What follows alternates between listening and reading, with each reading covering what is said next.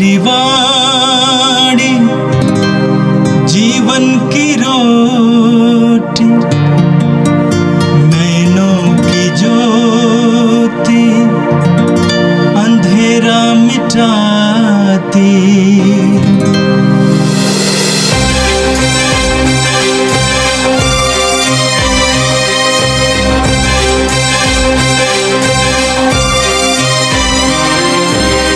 प्रभु तेरी वाणी जीवन की रोटी, नैनों की ज्योति अंधेरा मिटाती। प्रभु तेरी वाणी जीवन की रोटी, नैनों की ज्योति अंधेरा मिटाती। वाणी वाणी वाणी वाणी वाणी पवित्र है, शाश्वत है, जीवन का मन्ना है। 26 फरवरी शनिवार।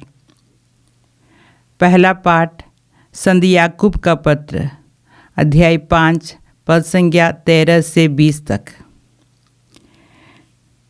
यदि आप लोगों में कोई कष्ट में हो तो वह प्रार्थना करे, कोई प्रसन्न हो तो भजन गाए, कोई अस्वस्थ हो तो कलीसिया के पुरोहितों को बुलाए और वे प्रभु के नाम पर उस पर तेल का विलेपन करने के बाद उसके लिए प्रार्थना करें।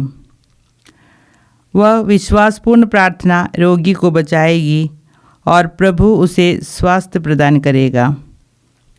यदि उसने पाप किया तो उसे क्षमा मिलेगी। इसलिए आप लोग एक दूसरे के सामने अपने अपने पाप स्वीकार करें और एक दूसरे के लिए प्रार्थना करें, जिससे आप स्वस्थ हो जाएं।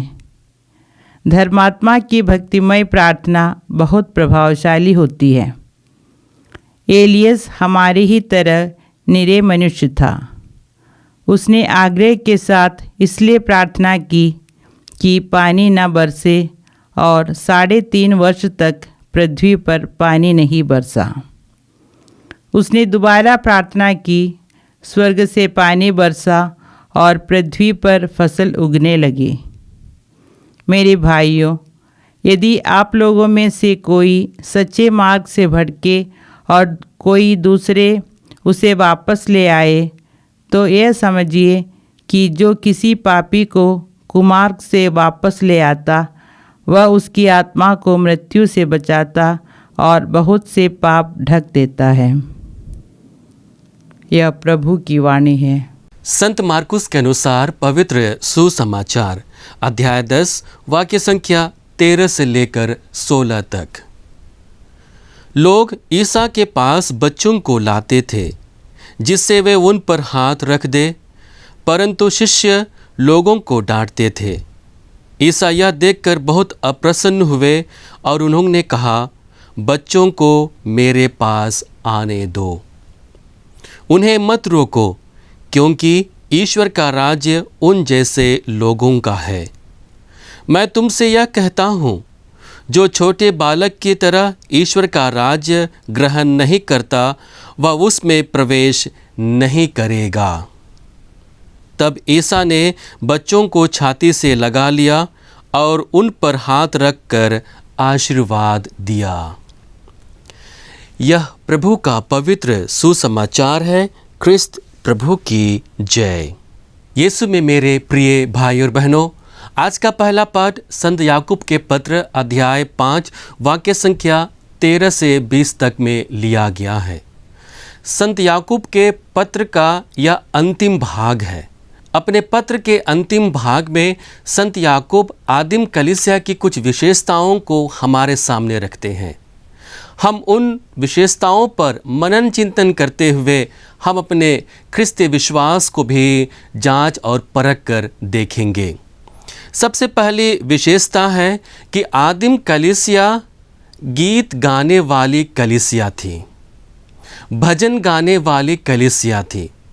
जब भी लोग प्रार्थना सभाओं में और अपने दैनिक प्रार्थनाओं में एक साथ आए, वे लोग स्तोत्र गीत के द्वारा ईश्वर की स्तुति और महिमा गाते थे। संत पौलुस भी अपने पत्रों में इस बात का उल्लेख करते हैं और लोगों को गीत गाते हुए ईश्वर की स्तुति करने के लिए बताते हैं। हम कुरिन्थियों के नाम संत पौलुस के पहले पत्र अध्याय 14 वाक्य संख्या 26 में पढ़ते हैं, जहाँ पर कुरिन्थियों को पत्र लिखते हुए संत पौलुस कहते हैं, जब जब आप लोग सभा करते हैं तो कोई भजन सुनाता है, कोई शिक्षा देता है, कोई अपने पर प्रकट किया हुआ सत्य बोलता है, कोई अपरिचित भाषा बोलता है और कोई इसकी व्याख्या करता है, किंतु यह सब आध्यात्मिक निर्माण के लिए होना चाहिए। जब भी कोई सभा होती है तो उन सभा में सभी का उत्तरदायित्व अलग अलग होता है और अपने दायित्वों को निभाते हुए सबके लिए आध्यात्मिक का स्रोत बनता है, आध्यात्मिकता में बढ़ने का स्रोत बनता है, माध्यम बनता है। और इसलिए संत पौलुस एफेसियों के नाम पत्र अध्याय 5 वाक्य संख्या 9 में कहते हैं, मिलकर भजन, स्तोत्र और आध्यात्मिक गीत गाएं, पूरे हृदय से प्रभु के आदर में गाते बजाते रहें। और इस तरह से लोग अपनी खुशी और कृतज्ञता को प्रभु के सामने प्रकट करते थे। हम वचन में पढ़ते हैं, यदि आप लोग कोई कष्ट में हो तो प्रार्थना करें, कोई प्रसन्न हो तो भजन गाए। और इस प्रकार से याकूब अपने लोगों को कहते हैं कि अपनी प्रसन्नता को प्रकट करने के लिए, अपनी कृतज्ञता को प्रभु के सामने प्रकट करने के लिए गीतों का सहारा लें, गीतों के द्वारा अपने मनोभावों को ईश्वर के सामने रखें। दूसरी विशेषता है कि आदिम कलीसिया चंगाई देने वाली कलीसिया है। हम वचन में पढ़ते हैं, कोई अस्वस्थ हो तो कलीसिया के अध्यक्षकों को बुलाए और वे प्रभु के नाम पर उस पर तेल का विलेपन करने के बाद उसके लिए प्रार्थना करें। तो हम यहाँ देखते हैं कि आदिम कलीसिया चंगाई देने वाली कलीसिया थी, जो यहूदियों को विरासत के रूप में उनके धार्मिक अनुष्ठान के द्वारा मिला हुआ था। हम देखते हैं कि जब भी कोई यहूदी बीमार होता था तो वह डॉक्टर के पास जाने से पहले धर्मगुरु के पास जाता था, रबी के पास जाता था, ताकि वह पवित्र तेल से उसका अभिषेक करे और उसके लिए प्रार्थना करे। और इस प्रकार से तेल से अभिषेक प्राप्त कर लेने के बाद लोगों को चंगाई का वरदान मिलता था, लोग अपने बीमारी से छुटकारा पाते थे। और इसलिए यूनानी भाषा में इस प्रकार के विलेपन को सभी दवाओं में सर्वश्रेष्ठ कहा गया है। तीसरी विशेषता है कि आदिम कलीसिया प्रार्थना करने वाली कलीसिया थी। हम वचन 15 में पढ़ते हैं, इसलिए आप लोग एक दूसरे के आमने सामने पाप स्वीकार करें और एक दूसरे के लिए प्रार्थना करें, जिससे आप स्वस्थ हो जाएं। यहाँ पर संत याकूब लोगों से कहते हैं कि उन्हें सतत रूप से एक दूसरे के लिए प्रार्थना करते रहना चाहिए। यहाँ पर प्रार्थना क्यों करना चाहिए, उसके भी कारण है।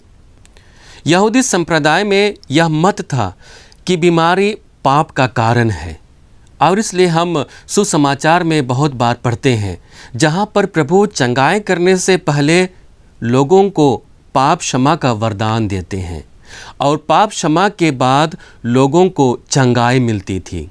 और इसलिए संत याकूब अपने पत्रों के माध्यम से लोगों को पाप स्वीकार के लिए कहते हैं, और पाप स्वीकार करने का सबसे बड़ा उपहार उनके सामने बताते हुए कहते हैं कि जब वे लोग पाप स्वीकार करते हैं तो उनका संबंध सबसे पहले ईश्वर के साथ जुड़ जाता है।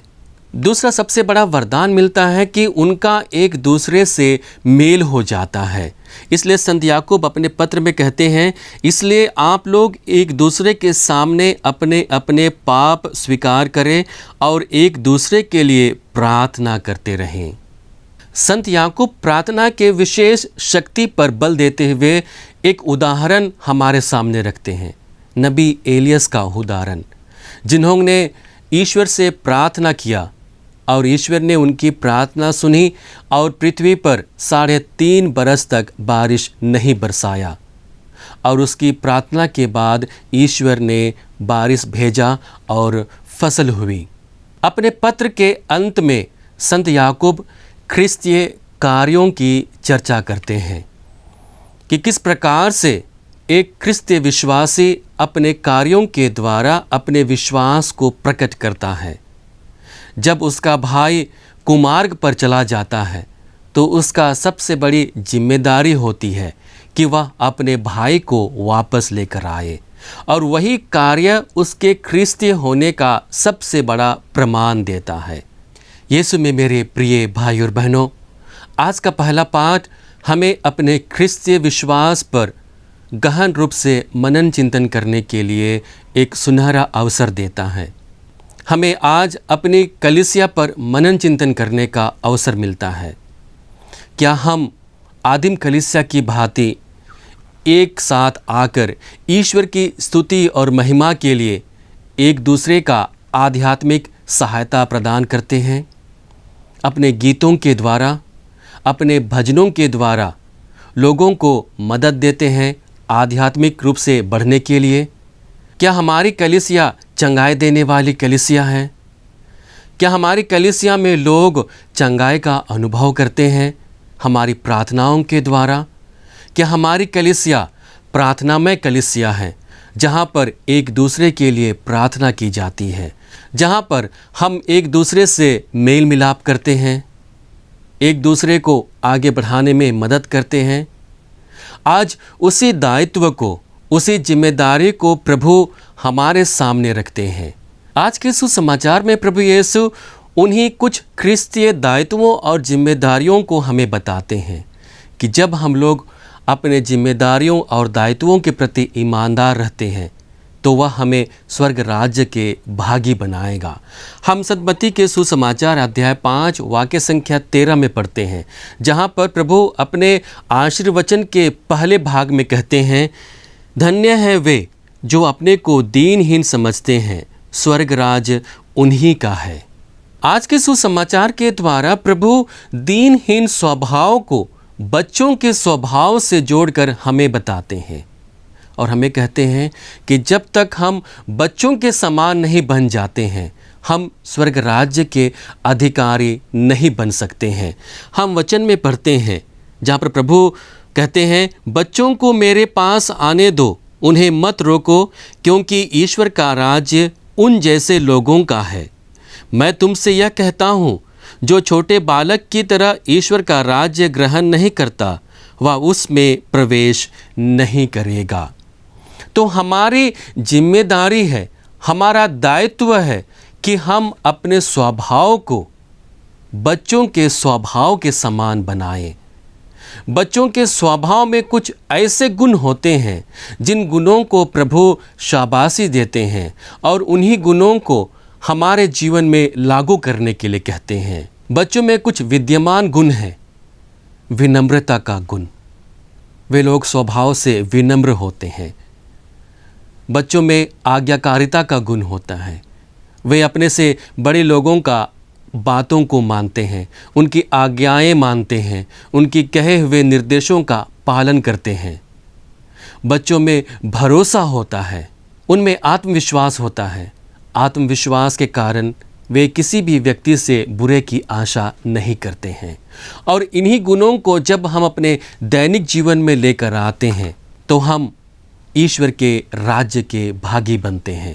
यीशु में मेरे प्रिय भाई और बहनों, आइए हम जब इन पवित्र वचनों पर मनन चिंतन कर रहे हैं, अपने व्यक्तिगत जीवन पर मनन चिंतन कर रहे हैं, अपने सामुदायिक और कलीसियाई जीवन पर मनन चिंतन कर रहे हैं, तो हम प्रभु से प्रार्थना करें कि प्रभु हमें अपने दायित्वों और जिम्मेदारियों के प्रति ईमानदार बने रहने के लिए बल प्रदान करें, ताकि हम अपने जीवन के द्वारा लोगों को मदद कर सके आध्यात्मिक रूप से बढ़ने के लिए। हम ऐसे कलीसिया का निर्माण करें जहाँ पर लोगों को चंगाई मिलती है, जहाँ पर लोगों में मेल मिलाप है, जहाँ पर लोग एक दूसरे के लिए प्रार्थना करते हैं, जहाँ पर लोग एक दूसरे का सम्मान करते हैं। हे सर्वशक्तिमान पिता परमेश्वर, हम धन्यवाद देते हैं प्रभु आज के सुंदर दिन के लिए। तुझसे मिले हुए हर एक वरदानों के लिए प्रभु धन्यवाद देते हैं। धन्यवाद प्रभु आज के इस पवित्र वचन के लिए जो हमारे जीवन को स्पर्श कर रहा है। प्रभु, जिस प्रकार से हम इन पवित्र वचनों के द्वारा अपने व्यक्तिगत जीवन पर, अपने सामुदायिक और कलीसियाई जीवन पर मनन चिंतन कर रहे हैं, प्रभु अपने आत्मा से हमें संचालित कर, ताकि हम अपने जीवन के द्वारा, अपने कलीसियाई जीवन के द्वारा एक दूसरे के लिए पूरक बन सके, एक दूसरे के लिए आध्यात्मिक जीवन में बढ़ने का पूरक बन पाएँ, ताकि हम ऐसे कलीसिया का निर्माण कर पाएँ जहाँ पर शांति हो, जहाँ पर प्रेम हो, जहाँ पर एकता हो, और अपने विश्वास में बढ़ते हुए अपने जिम्मेदारियों और दायित्वों के प्रति ईमानदारी का जीवन जीते हुए हम स्वर्ग राज्य के भागी बन सके। हम ये प्रार्थना करते हैं हमारे प्रभु ख्रिस्त के द्वारा, आमीन। प्रभु तेरी वाणी जीवन की रोटी, नैनों की ज्योति अंधेरा मिटाती। वाणी वाणी वाणी वाणी वाणी पवित्र है, शाश्वत है जी